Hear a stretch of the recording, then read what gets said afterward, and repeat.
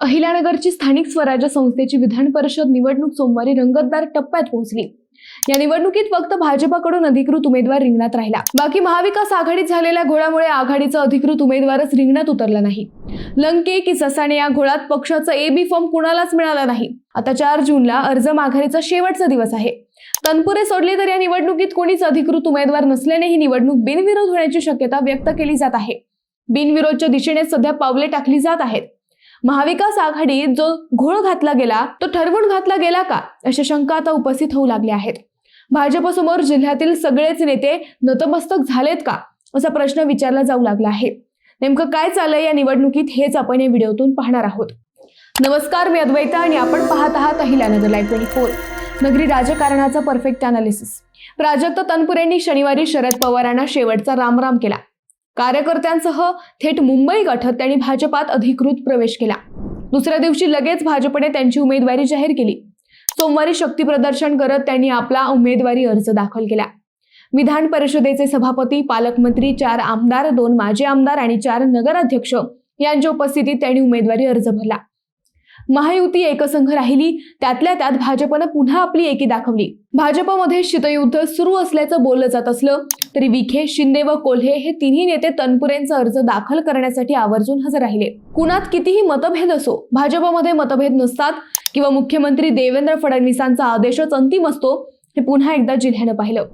अर्ज भरण्यासाठी आलेल्या नेत्यांचा विचार केला तर भाजपकडे जे 199 मतदान असल्याचं सांगितलं जातंय ते तनपुरेंमागे एकगठ्ठ राहील, हे सोमवारी स्पष्ट झालं। शिवाय हा अर्ज भरण्यासाठी संगमनेरचे आमदार अमोल खताळ, नेवाशाचे शिवसेनेचे नगराध्यक्ष किरणसिंह घुले, शेवगावचे नगराध्यक्षपदी अरुण मुंडे हेही तनपुरेंसोबत दिसले। म्हणजे जिल्ह्यातील शिंदे गट पूर्ण ताकदीने तनपुरेंसोबत असल्याचं दिसलं।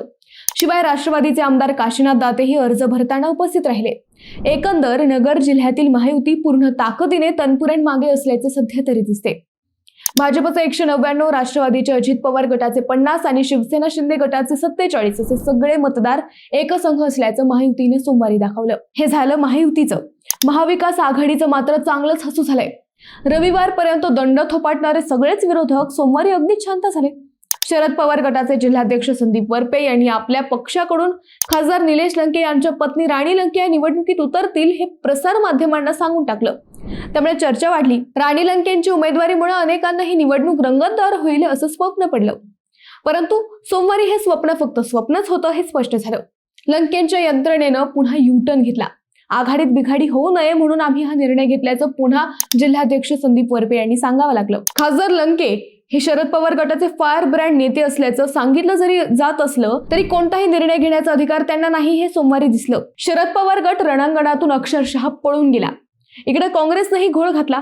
4 दिवसांपूर्वी ज्येष्ठ नेते बाळासाहेब थोरात यांना काँग्रेसनं निवडणूक प्रमुख म्हणून जबाबदारी दिली। त्यांनीही श्रीरामपूरचे नगराध्यक्ष करण ससाणे व नगर शहरातील ज्येष्ठ नेते दीप चव्हाण यांना अर्ज भरण्याचे आदेश दिले। या दोघांची नावं काँग्रेसच्या पक्षश्रेष्ठींकडे दिल्याचं सांगितलं गेलं असलं तरी प्रत्यक्षात करण ससाणे यांनी भरलेला अपक्ष अर्ज कायम राहिला। दीप चव्हाण यांच्या नावाने काँग्रेसने AB फॉर्म दिला असला तरी त्यांनी अर्जच भरला नाही। महाविकास आघाडीतला हा घोळ अनावधानाने झाला की ठरवून घातला गेला, हा संशोधनाचा विषय आहे। जिल्ह्यात महायुतीची ताकद एवढी वाढली आहे की महाविकास आघाडी अक्षरशः गपगार झाली आहे। महायुतीच्या शक्ती प्रदर्शनाला खरंच महाविकास आघाडी घाबरली आहे का, अशाही चर्चा आता सुरू झाल्या आहेत। काँग्रेसचे नेते बाळासाहेब थोरात किंवा शरद पवार गटाचे नेते निलेश लंके यांनी निवडणुकीतून माघार घेतली का, असा प्रश्न महाविकास आघाडीच्या कार्यकर्त्यांना पडलाय। तनपुरेंना बाय देण्यासाठीच हे सगळं केलंय का, असंही आता विचारलं जाऊ लागलंय। बरं, जर बायच द्यायचा होता तर गेले 2-3 दिवस एवढ्या जोर बैठका आणि चर्चा का केल्या गेल्या, हेही न उलगडणारं कोडच आहे। बाळासाहेब थोरात आणि विखेंचं आणि खासदार लंकेंनी तनपुरेंचे मामा जयंत पाटलांचं ऐकलं का, हाही संशोधनाचा विषय ठरलाय। अवघ्या 24 तासात महाविकास आघाडीतील हवा का निघून गेली आहे, हे न उलगडणारं कोडच राहिलंय। या निवडणुकीसाठी आता भाजपकडून प्राजक्त तनपुरे, अपक्ष म्हणून श्रीरामपूरचे करण ससाणे, श्रीगोंद्याचे राज्य फेडरेशनचे संचालक दत्तात्रय पानसरे, कमलेश हस्तिमल गांधी व मच्छिंद्र पांडुरंग धुमाळ असे 4 अर्ज राहिले आहेत। गुरुवारी 4 जूनला तनपुरेंच्या विरोधातील तिघांपैकी कोण माघार घेते, रिंगणात किती जण राहतात की निवडणूक बिनविरोध होते, याची उत्सुकता वाढली आहे। मित्रांनो, तनपुरे बिनविरोध होतील असं तुम्हाला वाटतं का? महाविकास आघाडीने ठरवून घोळ घातलाय का? तुम्हाला काय वाटतं हे आम्हाला कमेंट करून नक्की कळवा। शिवाय व्हिडिओ आवडला असेल तर चॅनलला सबस्क्राईब करून व्हिडिओला लाईक करायला विसरू नका। पुन्हा भेटू नव्या विषयावर. तोपर्यंत धन्यवाद.